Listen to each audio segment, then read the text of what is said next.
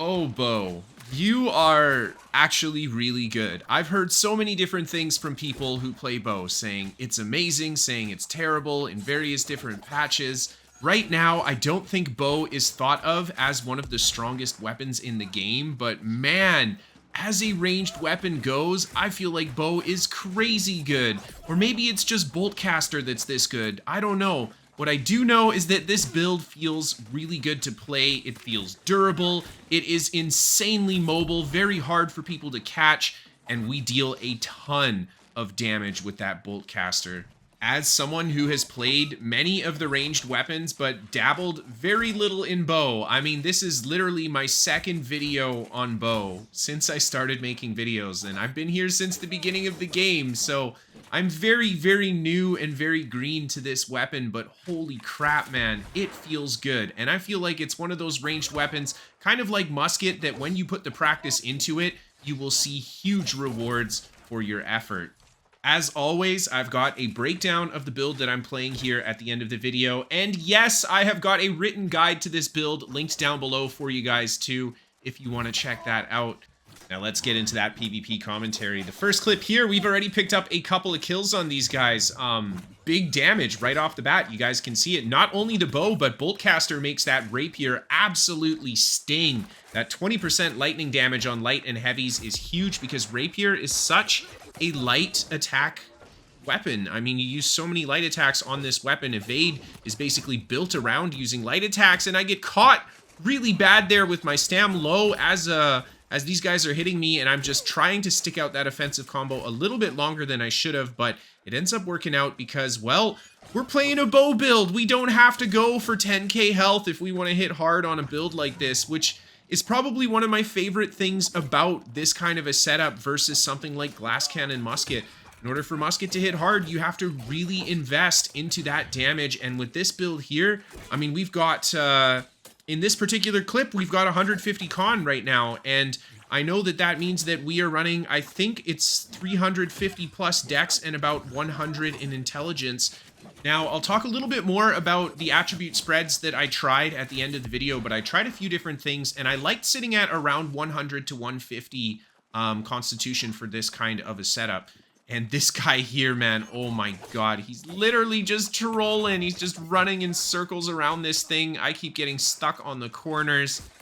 And yeah, this is just, oh my god. Void Gauntlet, man. Void Gauntlet. I mean, it's not even Void Gauntlet here. It's just the fact that he's like holding block a whole bunch.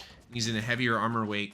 And of course, he ends up coming back. Another player comes back too. I right away switch to the more durable target here. Instead of staying on top of the Void Gauntlet guy, we get good damage in there. I think we force him to actually use his potion.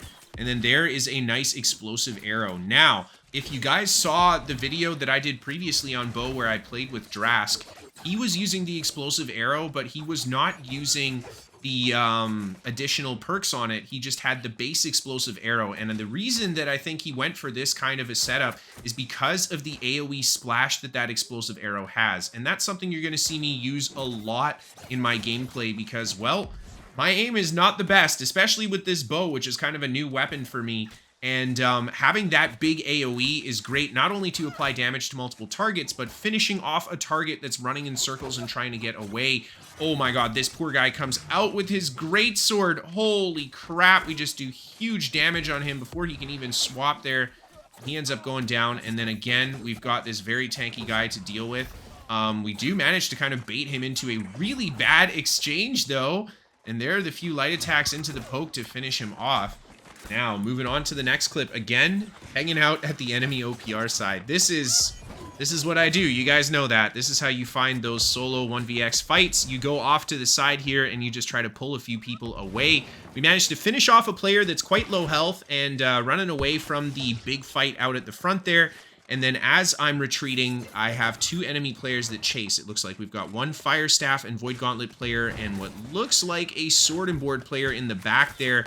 We get great damage on the Sword and Shield guy, and then there you see that explosive arrow just taking advantage of the AoE from it, and then the flesh through to finish him off. And now it's just me and the fire staff guy left, and he is playing a little bit more on the defensive side now. He's trying to stay in the terrain here. I did switch out a bunch of different skills, and honestly, at the end of the day, I just liked running more AoEs on the bow if I could help it. The big arrow spray that we have is so useful, again, for hitting a target that's trying to run away from you or squirreling around too much. I like it a lot when you have a melee coming towards you because you can pretty reliably get them to stand inside of it when you throw it down. And then this poor guy here, he's just out of juice. We finish him off with the light attack, and then I go back towards the enemy side here and just start shooting some arrows in. And we've got lots of friendlies on the bridge there shooting at them as well, so I'm just, again, trying to pull a few players off to the side. This is the strategy to get that little bit of 1vx fight. This guy ends up respawning and coming out the back door, so we're going to have to fight him again. He's got invulnerability up, though, so I'm taking a bit of damage while I'm just waiting out that invulnerability. And I throw down my big arrow spray. Maybe we could have hit him with it. I think that actually would have been a little bit early still.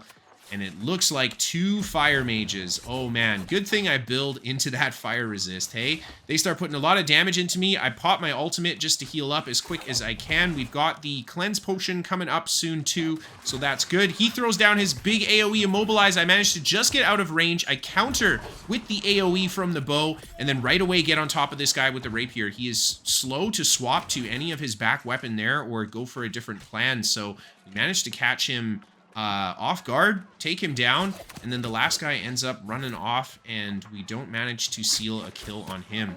On to the next fight. The first player we come by, he is running Rapier and Hatchet. Now, this can be scary because Hatchet is very fast, and Rapier, with the blood kit that he's running, can potentially do a lot of damage to me, so I've got to be very careful not to allow him to land this combo right there. He does a lot less damage than I thought he would. I think maybe he just had the 1 stack of bleeding on me there, so unfortunately for him, he doesn't land that big hit, and we just keep trading with him with the rapier. There is really good timing on my part. We have the flurry up as he goes into the flourish and finish, so we're able to roll cancel out of it early and prevent ourselves from eating that big dot finisher at the end. And then we get on top of him again with the rapier. We take him down. And then this guy here, man, he is just lobbing Void Gauntlet attacks at us. The tanky Void Gauntlet builds that are out nowadays. Oh my god, man. I've been running into so many of them in PvP. Then he switches to the flail and shield. Oh no. That's not going to be something I want to stick around trying to kill as lots of players come out the door. Again, same as on the other side. We're just going to shoot some arrows into these guys and try to pull them apart from the rest of the group. It looks like the healer might be paying attention to me. I'm not really sure. I'm okay with fighting the healer for sure, but I don't want to fight them right in front of the door as so many people keep coming out. And this guy here, he's just, you know, I'll be honest, he's never going to kill me lobbing heavy attacks with his Void Gauntlet like that. I think this guy's build is very tanky and not so much as damage focused, and we are getting huge damage into the healer there. He's very low on health. He pops his potion and his heal and gets right back up to full very quickly, and it looks like he's going inside, so I just turn around again.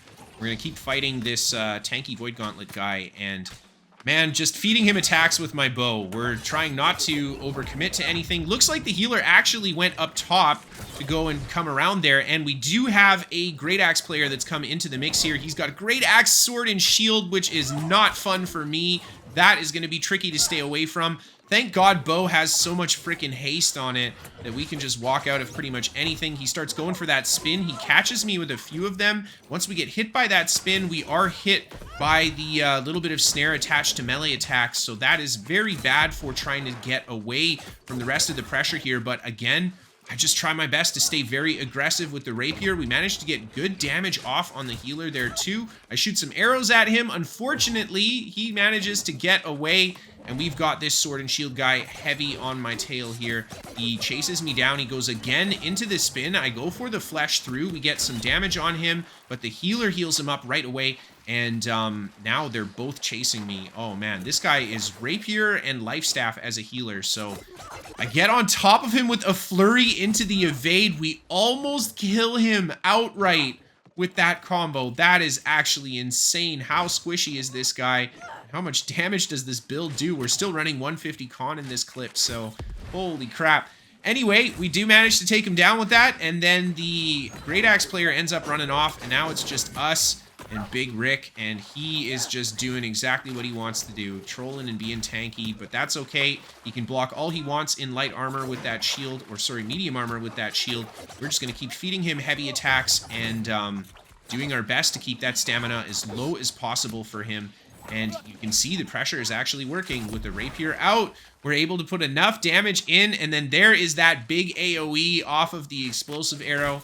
Managed to finish him off, and as I head back up towards the spawn, we have got 2 more enemy players. It looks like Big Rick is back. We've got that hatchet and the Rapier player that's back as well, and oh my god, man, we're just landing those arrows. He's saved just in time by the hatchet passive. Unfortunately, we don't manage to get the kill on him, but as soon as he goes inside, I'm going to turn my attention to Big Rick here, and he ends up blowing his own stamina. Oh my god, we can just stand in front of him and try to get some damage off here. He does more damage with the flail than he does with that Void Gauntlet, which is kind of surprising. But that's okay. I don't think he's going to have enough firepower to beat us in a trade, especially when we've got this Rapier out on him, and very, very low health. He's just holding that block. It looks like the hatchet and Rapier player comes out to try to save him, and I try hard to land the shot on Big Rick. Unfortunately, I end up missing it, but we do get the kill on the hatchet Rapier player as he just kind of stands in front of my flurry. And here we go again. Big Rick comes back out. We got the hatchet Rapier player in front of us. This time, we're going to focus the right target.